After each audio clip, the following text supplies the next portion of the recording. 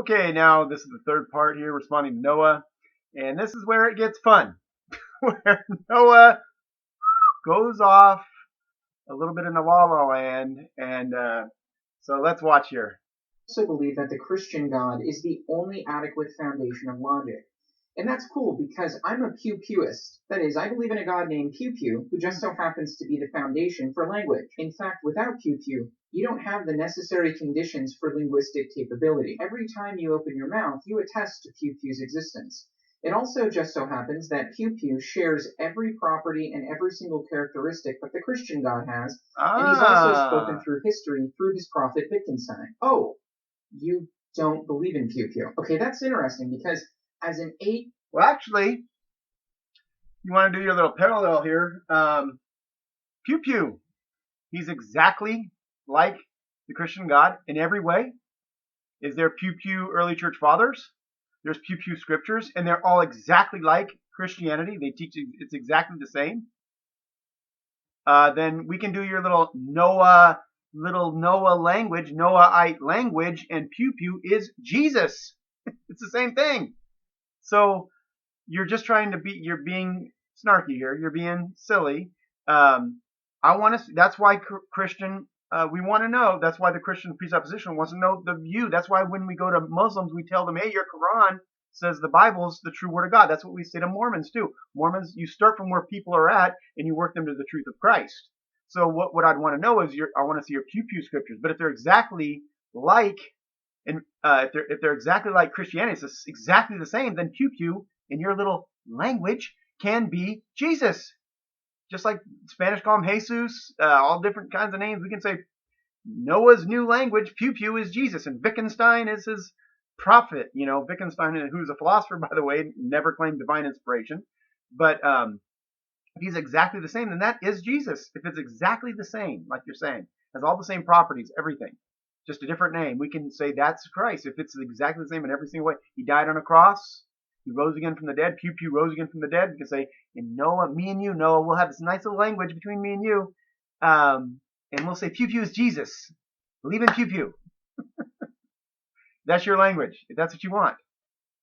You're being ridiculous here, of course. You need to start from where people are at and work them to Christ, right?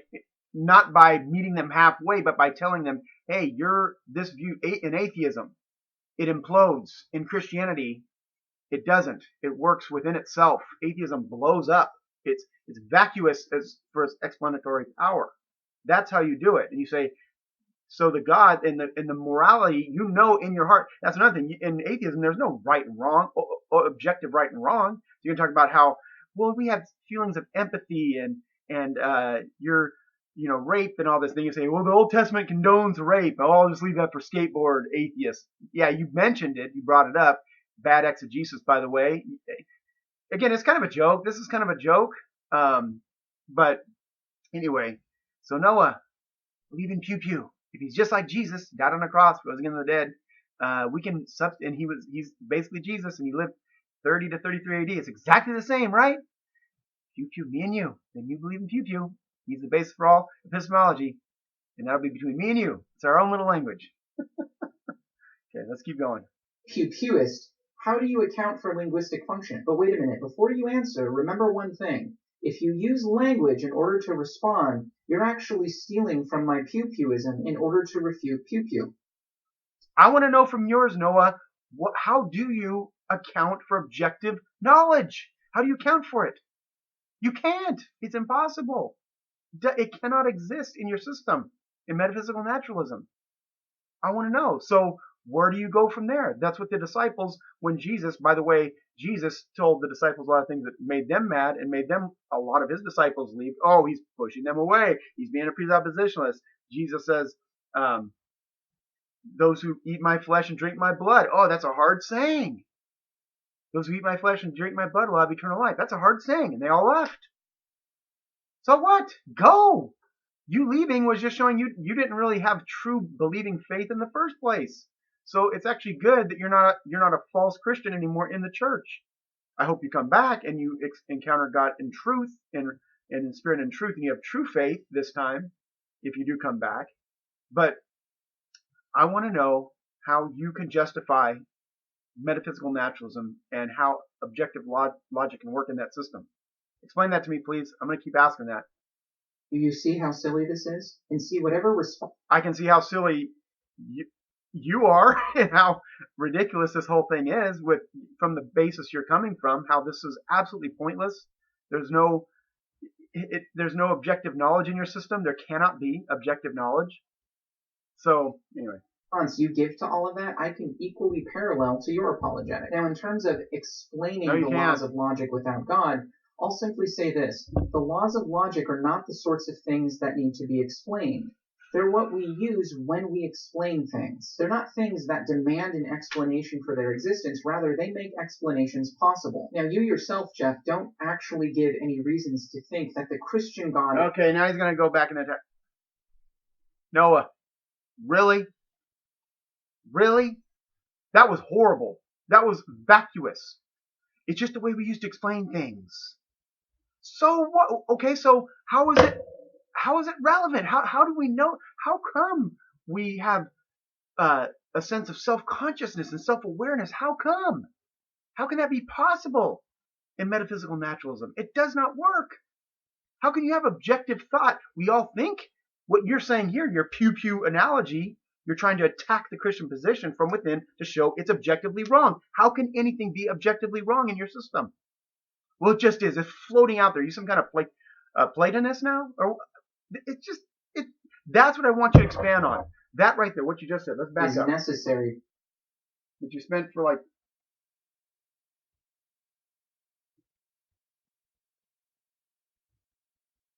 thing. If you use language in order to respond, you're actually stealing from my pew-pewism in order to refute pew-pew. Do you see how silly this is? And see whatever response you give to all of that, I can equally parallel to your apologetic. Now, in terms of explaining the laws of logic without God, I'll simply say this. The laws of logic are not the sorts of things that need to be explained. They're what we... Why not? Why? From metaphysical naturalism, how do we have objective laws of logic? How does that work? You use them to explain things? So what? What does that mean? It's just totally vacuous. It means it's just... You're mad at him for arguing in a circle. This is a complete vicious circle.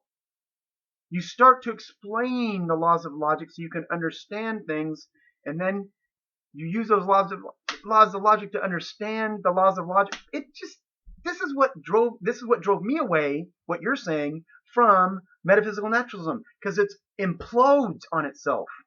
It's absolutely vacuous and has no epistemological foundation. None. Use when we explain things. They're not things that demand an explanation for their existence. Rather, they make explanations possible. Now, you yourself, Jeff... And then you go right back into your... You just spent... I want you to expand on that, because I think when you follow that through, you'll find that it's complete. It just implodes on itself. Metaphysical naturalism will implode on itself once you go through that. Explain it. Think through what you just said. You use 2 minutes to defend your own position. Okay, or not even that. I think more like 30 seconds or 20 seconds you use to defend your own position. I want you to expand on that and then get back to me. Explain to me how we can have objective knowledge. Explain to me how the laws of logic are objectively true in your view. How is that possible? For me, it's not. It's impossible in metaphysical naturalism. It does not work. It doesn't work. So anyway, that's it. I invite you to respond. So have a great